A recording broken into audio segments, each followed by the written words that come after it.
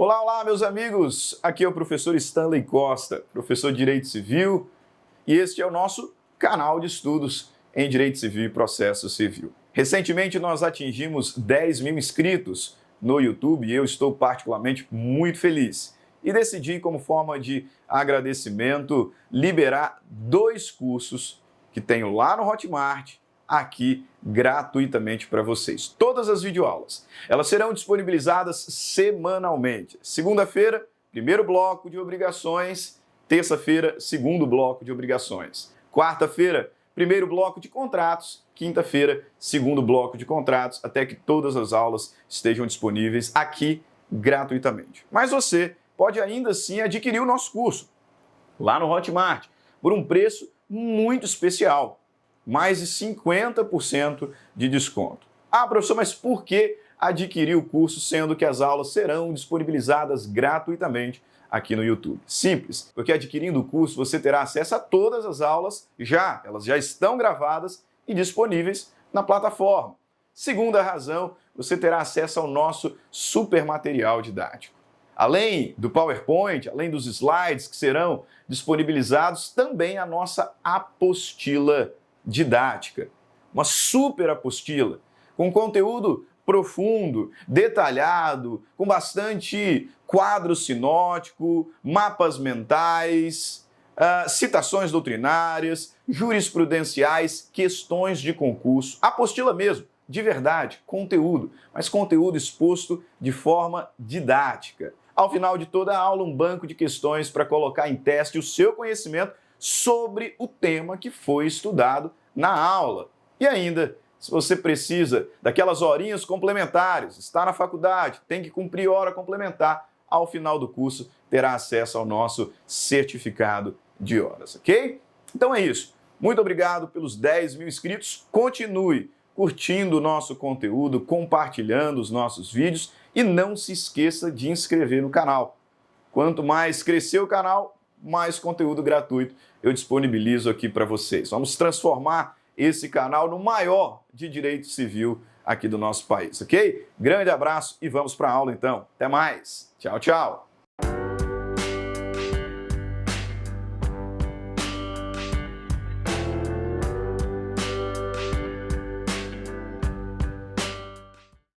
Olá, olá pessoal, sejam todos muito bem-vindos. Aqui é o professor Stanley Costa. E esta é a nossa segunda aula do curso objetivo de Direito das Obrigações. Na primeira aula nós conversamos acerca de algumas notas introdutórias ao direito obrigacional, falamos sobre conceito de obrigações, falamos sobre elementos constitutivos, fontes, também sobre a obrigação propter rem e a obrigação natural. Agora nós daremos sequência à nossa segunda aula, onde estudaremos a obrigação de dar coisa. Mas antes disso, quero aqui novamente pedir gentilmente que você compartilhe o nosso curso nas suas redes sociais, tire aí um print, me marque lá no Instagram, para que o nosso projeto seja difundido ao máximo, a fim de que muito em breve tenhamos aqui na plataforma um curso completo de Direito Civil, para você escolher, comprar módulo por módulo, comprar ele inteiro, enfim. Conto aí com a sua publicidade para que esse projeto possa, aos poucos, ganhando mais força, ganhando mais novidades também. Sem demoras, então, vamos aqui à nossa segunda aula de Direito das Obrigações. Na aula de hoje, como disse, nós vamos conversar sobre as obrigações de dar coisa. Modalidade muito importante, modalidade muito recorrente em concursos públicos, em exames da OAB. Eu separei várias questões para vocês lá no nosso banco de questões, mas desafio. Vá lá no Que Concursos e verifique a quantidade de questões, tanto de exames da OAB como de concursos públicos, relacionadas à obrigação de dar coisa. Nessa parte inicial, sem dúvida alguma, é o tema mais importante ao lado das chamadas obrigações solidárias, que nós vamos tratar lá na aula 5, na aula 6, ok? Então, dê aí destaque no seu material. Já abra o seu caderno, a sua apostila, que já está disponibilizada no nosso portal, na nossa área do aluno, e vamos começar então a nossa aula de hoje. Em verdade, a obrigação de dar é o início do livro 1 da parte especial do Código Civil. Como você sabe, a parte especial do Código Civil começa lá no artigo 233. E esse artigo inaugura exatamente o capítulo das obrigações de dar coisa. Mas eu preciso ressaltar com vocês aqui que dentro dessa classificação existem várias espécies. Na verdade, a obrigação de dar já é uma espécie. Ao longo do nosso curso, na primeira parte do nosso curso, nós vamos trabalhar diversas modalidades obrigacionais, organizadas de forma didática pelo próprio legislador em classificações. Dentro do código, nós temos a classificação quanto à prestação, que é essa primeira, nós temos a classificação quanto ao número de objetos e também a classificação quanto ao número de sujeitos. Se formos buscar na doutrina, ainda teremos obrigação de meio e resultado, obrigação condicional, a termo, modal, obrigação principal, obrigação acessória. Diversas são as modalidades obrigacionais. A obrigação de dar, ela está inserida na classificação de obrigações quanto à prestação, ou quanto ao objeto. Porque, considerando a nossa última aula, espero que você se lembre que a prestação é o objeto imediato da relação obrigacional, correto? Os elementos constitutivos são elemento subjetivo, credor e devedor, elemento objetivo e elemento espiritual. E nesse elemento objetivo eu tenho ali o objeto imediato, que é a prestação, e o objeto mediato, que é o bem da vida. Pois bem, esta classificação que vamos estudar na aula de hoje e na próxima aula é a classificação quanto à prestação. E nós temos apenas 3 espécies de prestações. Por isso que essa classificação a gente divide, a gente separa em obrigações positivas e obrigação negativa. Sendo que temos 2 obrigações positivas, a obrigação de dar e a obrigação de fazer. A obrigação de dar entre os artigos 233, 246 e a obrigação de fazer entre os artigos 247 e 249. Já a obrigação negativa é a obrigação de não fazer. Como disse, nós temos 3 prestações no direito obrigacional: dar, fazer e não fazer. E são essas 3 as modalidades obrigacionais que estudaremos nesta aula 2 e na aula 3. Hoje nós vamos falar sobre a obrigação de dar, porque ela é muito maior, dá para perceber pelo número de artigos, né? A obrigação de dar vai do artigo 233 ao 246. E na aula que vem estudaremos a obrigação de fazer e não fazer, do artigo 247 ao 251. Ok? Agora, falando de obrigação de dar coisa, preciso ainda chamar a sua atenção para o fato de que a obrigação de dar coisa, ela é subdividida em algumas espécies. Por isso que ela merece aula própria, por isso que ela é tão cobrada em exames da OAB, tão cobrada em concursos públicos. Porque é uma modalidade obrigacional que comporta subespécies. A obrigação de dar coisa, inicialmente, ela é dividida em dar coisa certa e dar coisa incerta. A obrigação de dar coisa certa será ainda subdividida em obrigação de dar, modalidade entregar coisa, e obrigação de restituir. E aqui eu peço um cuidado na hora de manejar o código. Exatamente, porque o nosso estudo começa lá no artigo 233. Sim. E se você abrir seu código aí, você vai perceber que o próprio legislador separa em seções a obrigação de dar coisa certa e a obrigação de dar coisa incerta. Mas na seção referente a dar coisa certa, ele não apresenta para nós a separação entre entregar e restituir. E é por isso que você deve ter aí a devida atenção. Do artigo 233 ao 237, nós temos obrigação de dar na modalidade entregar coisa. E do artigo 238 ao 242, nós temos obrigação de dar na modalidade restituir coisa certa. Perfeito? Então já vai estruturando aí no seu caderno. São 3 tópicos distintos: obrigação de dar, obrigação de restituir e obrigação de dar coisa incerta. Beleza? Ainda nessa parte aqui introdutória, o que eu ainda preciso dizer para vocês? Talvez você ache um pouco estranha essa expressão, obrigação de dar coisa. Como assim, professor? O que isso significa? Meus caros, toda espécie negocial, notadamente os contratos, né? Toda espécie contratual que envolva a transmissão de direitos sobre um bem, propriedade, posse, tem como prestação uma prestação de dar. Então puxa aí na memória. Contratos que envolvam a entrega de algum objeto, a devolução de algum objeto, obrigação de dar coisa. Contrato de compra e venda, contrato de permuta, contrato de doação, contrato de locação, sim, locação, comodato.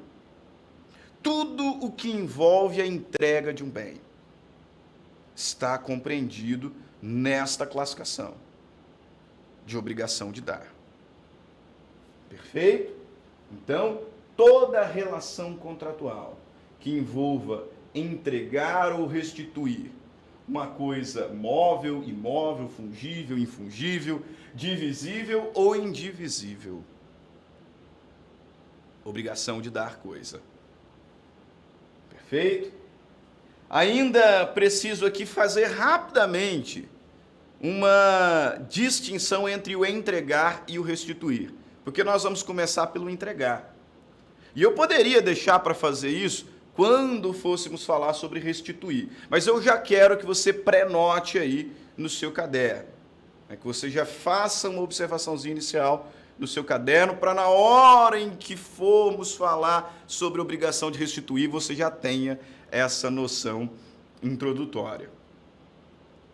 Qual que é a diferença primordial, professor, entre uma obrigação de dar coisa, na modalidade entregar, e uma obrigação de restituir? Grave aí. A obrigação de dar, na obrigação de dar, o devedor é o proprietário do bem. Exatamente. Nas obrigações de entregar coisa, o devedor é o proprietário do bem, como regra. Já nas obrigações de restituir coisa, o credor é que é o proprietário. Ora, na obrigação de restituir coisa, eu estou com um objeto que não me pertence e tenho o dever de devolver aquele que é o seu proprietário. Então, na obrigação de restituir, o credor é o dono, o credor é o proprietário. Na obrigação de entregar, o devedor é o proprietário. E isso faz diferença, professor? Faz. Isso faz muita diferença, meus caros. Porque o princípio basilar das obrigações de dar coisa certa, como nós vamos observar, é um princípio denominado res perit domino. Res perit domino. A coisa perece para o dono. A coisa perece para o dono. Esse é o ponto primordial para interpretar todas as regras que o legislador nos apresenta sobre a obrigação de dar coisa. A coisa perece para o dono. Então eu preciso saber quem é o dono. Nas obrigações de entregar, o devedor é o dono. E ele vai transmitir a propriedade, como por exemplo num contrato de compra e venda, ou vai ceder a posse. Nas obrigações de restituir, o devedor não é o dono. Ele tem posse de um bem e vai devolvê-lo àquele que é o seu justo proprietário. A coisa perece para o dono.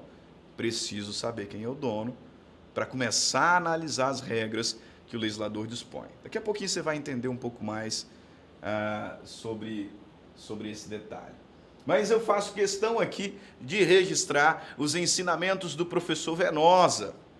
Isso, né? Professor Venosa, um clássico do direito civil brasileiro. Ele vai aqui nos dizer, acompanhe no seu material, aqui na nossa tela, o seguinte: a diferença fundamental entre a obrigação de dar coisa certa e a obrigação de restituir. Na obrigação de dar, a coisa pertence ao devedor até o momento da tradição, recebendo o credor o que até então não lhe pertencia. Já na obrigação de restituir, pelo contrário, a coisa pertence ao credor, que a recebe de volta em devolução. Que a recebe de volta em devolução. Correto? Então, grave essa regrinha aí inicial. Agora, o professor Venosa, ele usou uma expressão ali que foi tradição. E essa expressão nós vamos usar bastante. Se você já deu uma lidinha no Código Civil, nesses primeiros artigos do livro 1 da parte especial, você já deve ter notado essa expressão, tradição. O que significa tradição? Eu me lembro que certa vez estava lecionando na faculdade, e numa das minhas provas, eu coloquei assim, o que é tradição e qual a relevância da tradição para o direito obrigacional. E um aluno que certamente não estudou nada para a prova, né, um desses turistas que de vez em quando nós temos na faculdade, na verdade, ele colocou assim que tradição era algo costumeiro, como algo folclórico relacionado a uma determinada sociedade. Ainda bem que eu perguntei o que é tradição para o direito, né? Porque assim eu consegui dar 0 na questão sem maiores problemas. Porque embora a tradição popularmente seja mais ou menos isso, no direito não tem nada a ver. Tradição vem da expressão traditio, que significa transladação, que significa entrega de alguma coisa. Então, quando o legislador fala sobre tradição, ele está se referindo à entrega do bem, que lá em Direito das Coisas, nós vamos observar, pode até ser uma entrega ficta, uma entrega simbólica. Mas nós não vamos nos preocupar com isso agora. Tenha em mente, por enquanto, que tradição significa entrega. Perfeito? Tenha isso em mente. A tradição, ela é muito importante para nós no direito obrigacional, porque é o que vai marcar o adimplemento nas obrigações de dar. No momento em que eu entrego, no momento da tradição, portanto, eu estou cumprindo com a minha prestação obrigacional. E lá no Direito das Coisas, uma importância ainda maior. O legislador, no artigo 1226 e no artigo 1267, nos diz que a propriedade da coisa móvel é transmitida na tradição, é transmitida na entrega. Então, se eu, por exemplo, estou lhe vendendo esse celular, Você pode já ter pago o valor. Você já pode ter cumprido a sua prestação de pagar o preço. Talvez tenhamos até ali, como eu sou advogado, você também está aí estudando direito civil, a gente até fez uma minuta, até fez um instrumento obrigacional, eu assinei, você assinou, 2 testemunhas. Mas você só se tornará proprietário desse celular no momento em que eu lhe entregar. No momento em que eu lhe entregar, você é dono, independente de ter pago ou não ter pago ainda. Feito isso, a gente extrai lá do artigo 1226 e do artigo 1267 do Código Civil. Perfeito?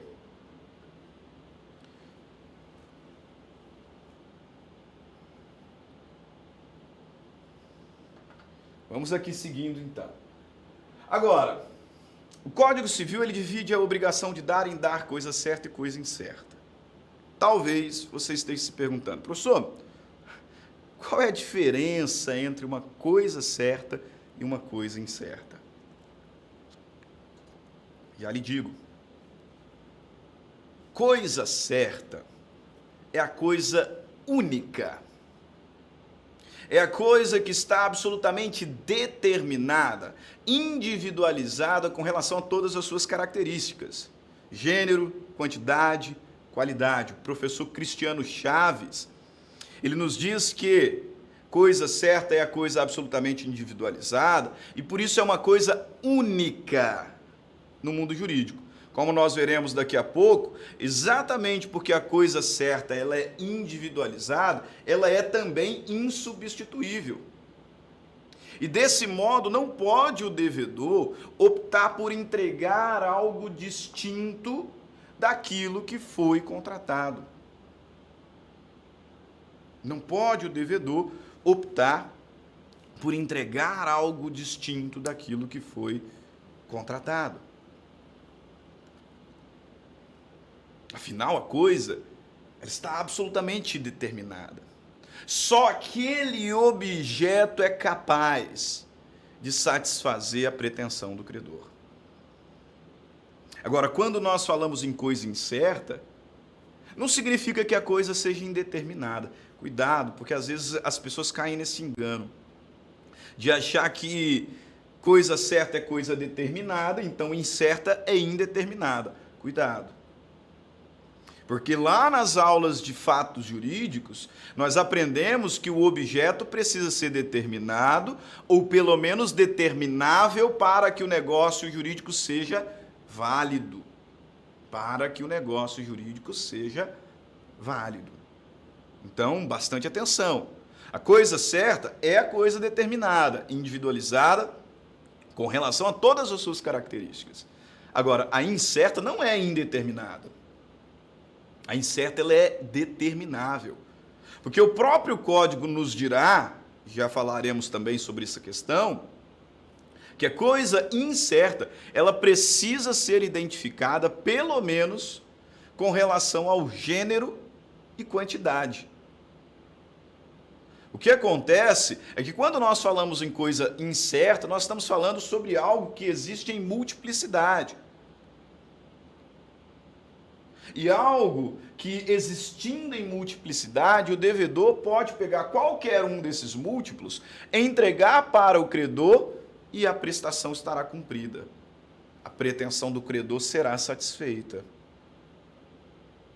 Conseguiu enxergar o ponto distintivo? Quando falamos em coisa certa, nós estamos nos referindo a algo que está completamente individualizado e que, por isso, é a única coisa capaz de satisfazer a pretensão do credor. Agora, quando falamos em coisa incerta, não. Existem múltiplos, existem vários objetos com as mesmas características e qualquer um deles é capaz de satisfazer a pretensão do credor. Ok? Ok até aqui? Então, aí no nosso quadro, coisa certa é o bem perfeitamente determinado, individualizado. Coisa incerta é o determinável. É a coisa determinável, é a coisa não individualizada. Mas o Código Civil, no artigo 243, me diz que ela precisa, ainda assim, ser identificada, pelo menos, com relação ao gênero e à quantidade. Agora, antes de nós falarmos sobre as regrinhas básicas da obrigação de dar coisa certa, seja na modalidade de entregar, restituir ou dar coisa incerta, vou aqui utilizar esse restante do primeiro bloco, nossos blocos são de 30 minutos, para tratar sobre dois princípios básicos da obrigação de dar coisa certa. O primeiro deles é o princípio da acessoriedade, ou o princípio da gravitação jurídica.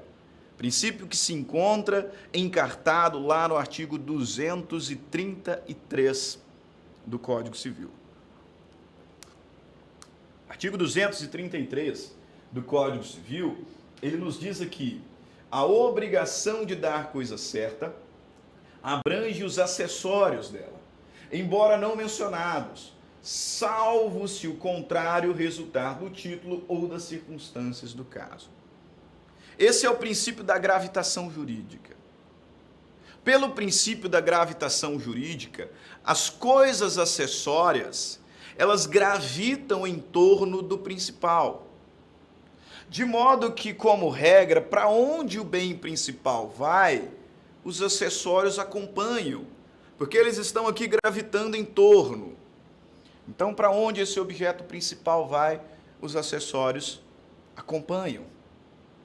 Também chamado de princípio da acessoriedade, ou o princípio do accessorium sequitur principale. Imagina você que eu estou lhe vendendo o meu carro. E quando você olhou o meu carro, ele estava lá com um sonzão bonito, estava lá com umas rodonas de liga leve, lindas. E nós fechamos o negócio.